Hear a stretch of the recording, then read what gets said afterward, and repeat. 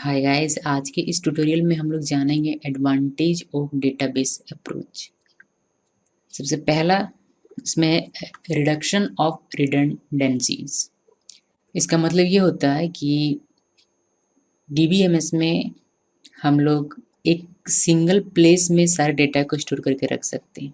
इससे ये होता है कि कभी अगर बाय द वे अगर आप कुछ चेंजेस करते हैं अपने डेटाबेस में, अगर आप कोई परिवर्तन करते हैं, जैसे कि मैंने आपको फाइल बेस्ड सिस्टम एक एग्जांपल के तौर पर बताया था कि राहुल का एड्रेस है फ़ी में और राहुल का एड्रेस है स्कॉलरशिप में, तो दोनों ही जगह एड्रेस हमें वहाँ चेंज करना पड़ता है मैनुअली।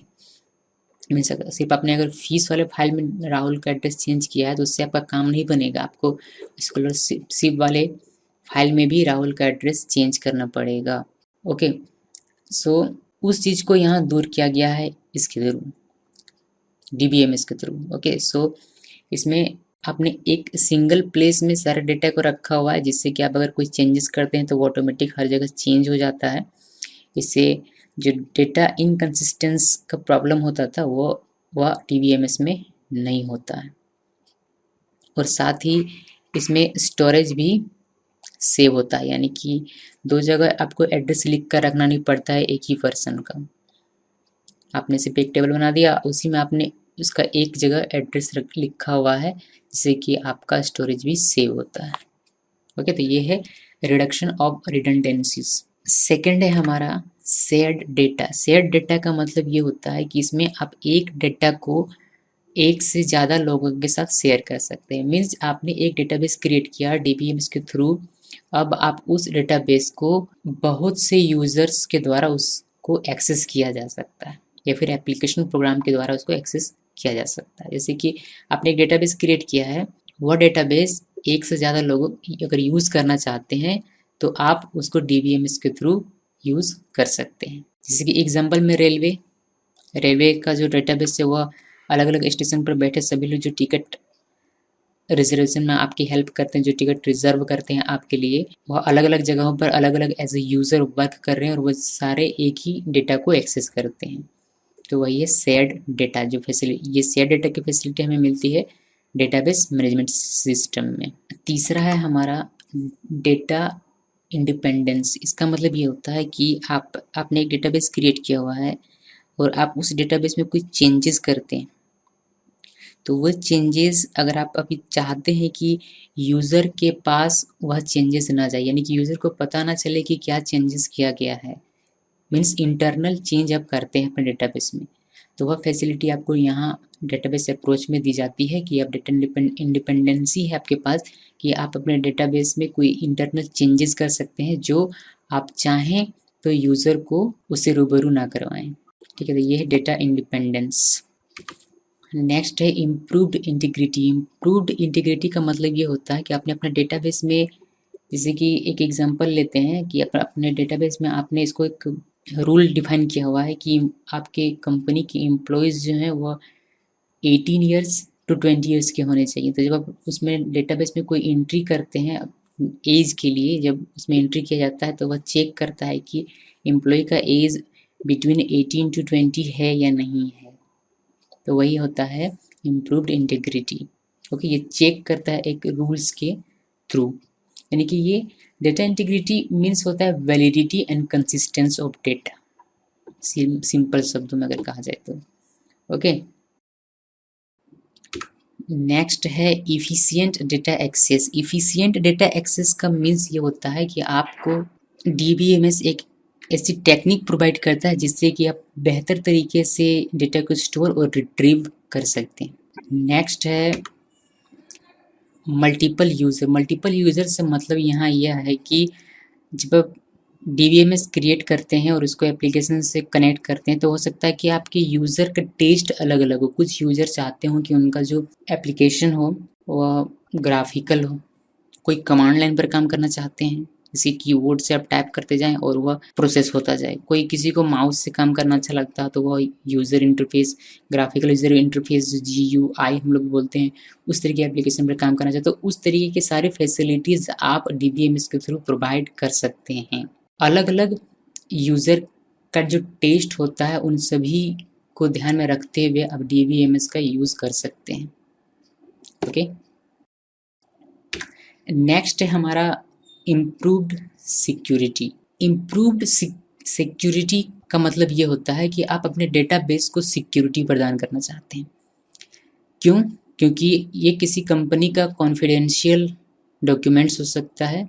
मीन्स अगर किसी कंपनी के लिए आपने कोई डेटाबेस क्रिएट किया हुआ है, हो सकता है उसके डेटाबेस में कुछ ऐसी चीज़ें हों जो किसी पर्टिकुलर पर्सन को मिलनी नहीं चाहिए, या फिर कुछ ऐसी चीज़ें हों जो पर्टिकुलर पर्सन को ही मिलनी चाहिए और अदर चीज़ें उसको नहीं मिलनी चाहिए। जैसे कि एक एग्जांपल लेते हैं, जैसे कि आप एक डेटाबेस बना रहे हैं एक कंपनी के लिए जो कि है एक प्रोडक्ट सेलिंग की कंपनी, ठीक है। प्रोडक्ट सेलिंग की कंपनी मीन्स कहने का मतलब है कि वो कहीं से माल इंपोर्ट करती है और उसको मार्केट में बेचती है डायरेक्ट, ठीक है, यूज़र को।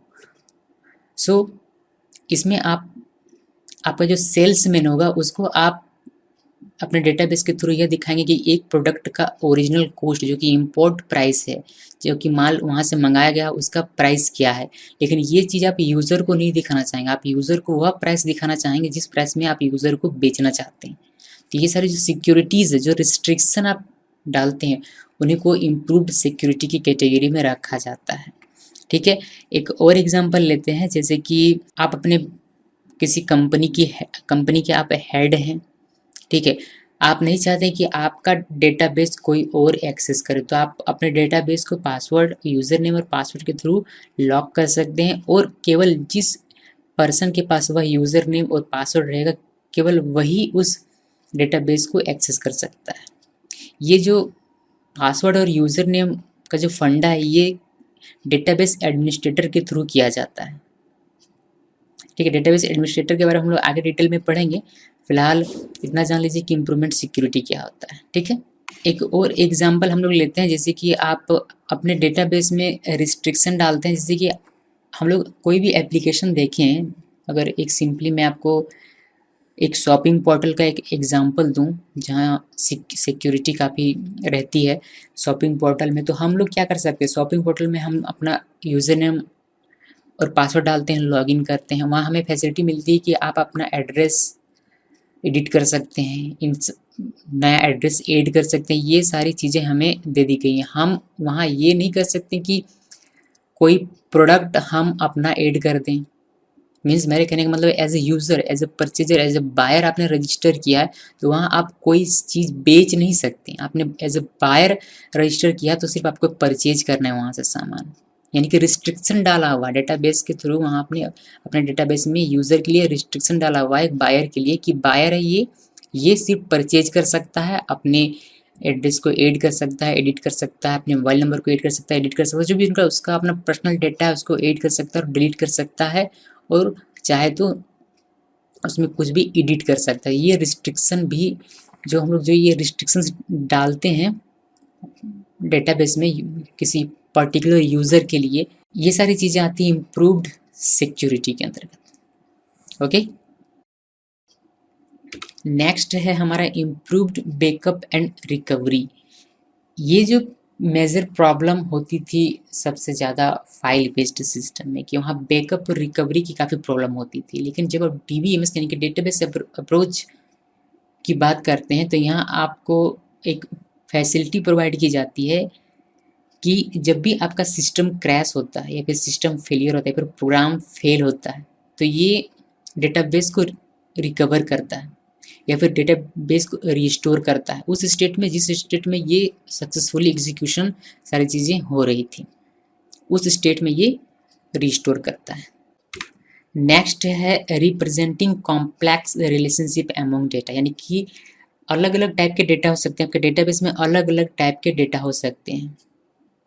सो इन अलग अलग टाइप के डेटाज में क्या रिलेशन है उसको आइडेंटिफाई करना representing complex relationship among data कहलाता है, ठीक है, जो कि आपको डेटाबेस अप्रोच में मिलता है। नेक्स्ट है support for concurrent transaction. Transaction का मतलब यही है कि आप जिस तरीके से बैंक में ट्रांजेक्शन करते हैं वही फैसिलिटी आपको यहाँ DBMS प्रोवाइड करता है। ये DBMS में फैसिलिटी ये है कि यहाँ आप मल्टीपल ट्रांजेक्शन कर सकते हैं। ट्रांजेक्शन से मतलब मैं आपको एक एग्जांपल बता देता हूँ। जैसे कि आप बैंक में पैसा ट्रांसफ़र करते हैं, अगर आप ऑनलाइन मनी ट्रांसफ़र करते हैं तो आप अपने डेटाबेस में जाते हैं, कि डेटाबेस में जाने से मेरा कहने का मतलब ये है कि आपने अपना यूजर नेम डाला, आईडी पासवर्ड डाला, और अपने ऑनलाइन बैंकिंग में जो भी बैंक है आपका, स्टेट बैंक ऑफ इंडिया या फिर बैंक ऑफ इंडिया या फिर जो भी बैंक है उसमें आप लॉगिन करते हैं। वहाँ आप अपने आपको जिसको पैसा ट्रांसफ़र करने का है उसका नाम वगैरह जो भी डिटेल आप जिस तरीके से बेनिफिशियरी ऐड किया जाता है, सारे प्रोसेस को फॉलो करते हैं, आप अमाउंट लिखते हैं और पैसा उसके पास चला जाता है, यानी कि ये ट्रांजेक्शन होता है। तो डीबीएमएस आपको अलाउ करता है कि एक डेटाबेस में मल्टीपल ट्रांजेक्शन किए जा सकते हैं। ओके, सो ये था advantage of database approach. I hope कि ये जो टॉपिक्स इससे रिलेटेड थे वो सारे आपके क्लियर होंगे, और किसी भी टॉपिक में आपको कोई कन्फ्यूज़न है then you can ask me. Thanks for watching.